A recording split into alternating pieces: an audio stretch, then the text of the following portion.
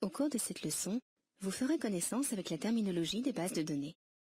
Des exemples de la vie de tous les jours illustreront les fonctions et les éléments d'un programme de base de données. Le travail avec les bases de données nécessite une certaine compréhension des termes utilisés et de leur origine. Le fichier est un des précurseurs d'une base de données moderne.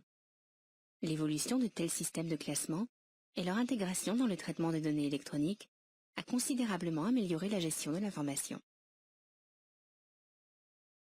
De nos jours, les informations ne sont quasiment plus inscrites sur des fiches, mais sont entrées à l'ordinateur sous forme d'enregistrement électronique.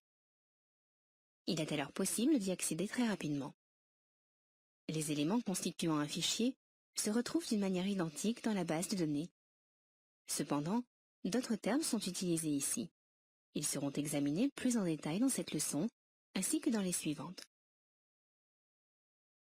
Le traitement d'informations et de données n'a pas vu le jour avec l'utilisation des ordinateurs.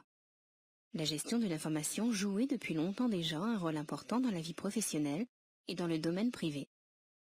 On fait ici notamment référence aux listes de tout style, aux catalogues, répertoires d'adresses, sans oublier les fichiers. Les termes « données » et « informations » sont souvent mélangés ou confondus. Les données sont à la base des informations individuelles indépendantes, comme des mots ou des chiffres. L'information, par contre, désigne des connaissances dans un contexte plus large et symbolique. Appliqué aux bases de données, on pourrait désigner par données le contenu des champs individuels, tandis que les enregistrements correspondraient plus au terme information. Un fichier permet de classer, en respectant un certain ordre, et de retrouver des informations concernant un thème précis. De nouvelles entrées peuvent être effectuées à tout moment, des modifications peuvent être effectuées, ou bien encore d'anciennes données sont susceptibles d'être supprimées. Il est donc très simple d'actualiser les informations. Le fichier renferme des fiches qui sont classées selon une logique précise. Toutes les fiches d'un fichier sont structurées de manière identique. Dans chaque champ, les informations détaillées spécifiques sont stockées, qu'il s'agisse d'informations concernant des patients dans un cabinet médical, ou bien encore de données concernant un livre dans une bibliothèque. Le fichier offre donc d'innombrables possibilités de rendre disponibles, et ceci de manière claire, des informations provenant de différents secteurs de la vie courante.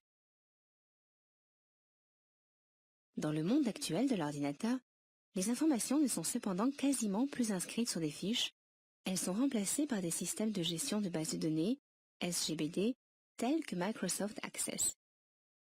Dans un tel système de gestion de bases de données, différents éléments sont disponibles, avec lesquels les données sont affichées ou traitées. Un des objets les plus importants pour stocker les données est une table. Imaginez-vous que pour un SGBD, une table représente un fichier complet. Une table affiche donc non seulement les informations d'une seule fiche individuelle, mais également de toutes les fiches appartenant au fichier. Les tables constituent toujours la base de chaque base de données. Les données y sont enregistrées et représentées visuellement sous forme de liste.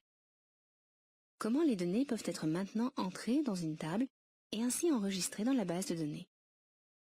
En plus de la saisie sous forme de liste dans la table, des formulaires peuvent ici également être utilisés.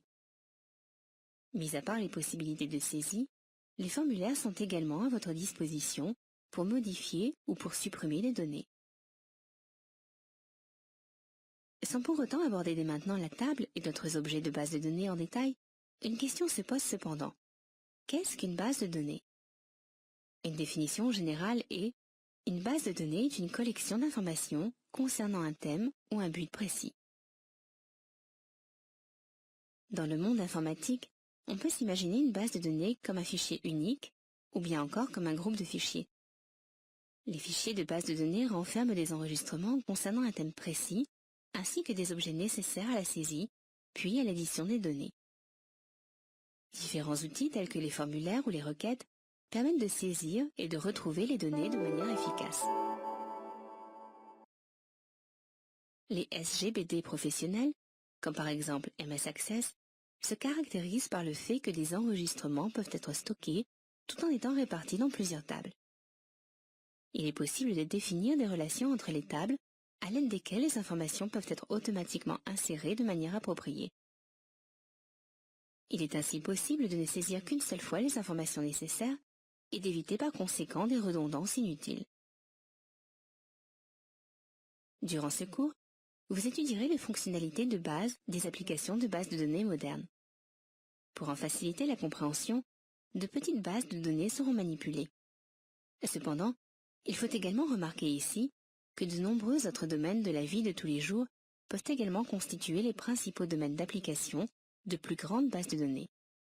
Pensez par exemple au système de réservation des compagnies aériennes, aux services statistiques, au système de gestion des patients d'un hôpital, aux magasins en ligne, etc. Au cours de cette leçon, vous avez observé les tâches que doit accomplir une base de données, ainsi que les principaux domaines d'application en lien avec la vie quotidienne. Vous trouverez ici à nouveau les principales informations à ce sujet en un bref résumé.